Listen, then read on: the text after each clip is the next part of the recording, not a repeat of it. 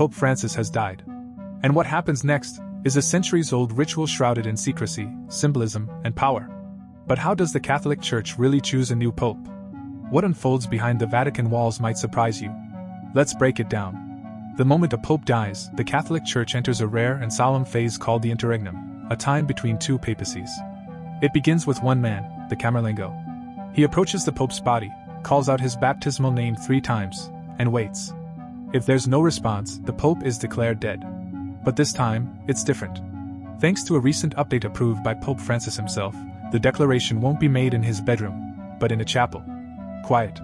Sacred. Final. Then, the ring of the Fisherman, his papal seal, is destroyed, symbolizing the end of his authority. The papal apartment is sealed shut. Vatican security locks it down. No one goes in. No one comes out. And then, the mourning begins. For 9 days, the church observes the Novendial. Pope Francis's body is placed for public viewing inside St. Peter's Basilica, dressed in papal regalia. But not in the traditional 3 coffins. Francis requested a simpler burial, just one plain coffin. His funeral is held within 4 to 6 days, led by the Dean of the College of Cardinals.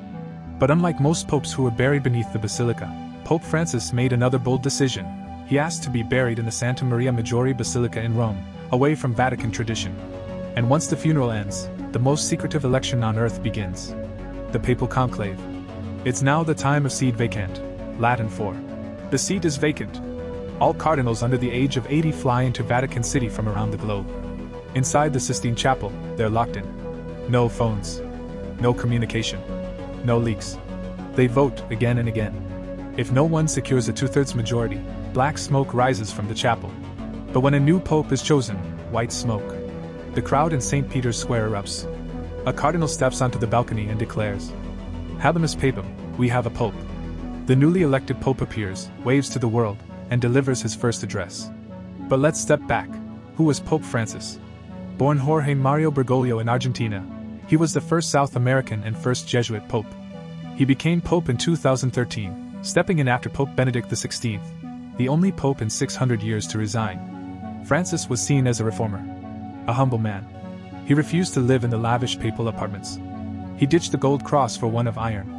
He condemned clerical abuse, took on corruption inside the Vatican, and pushed for a church that embraced compassion, while holding firm on core doctrines.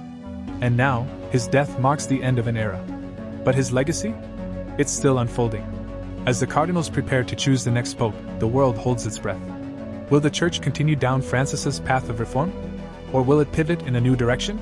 Either way, history is about to be made, again, in the smoke rising from the Sistine Chapel.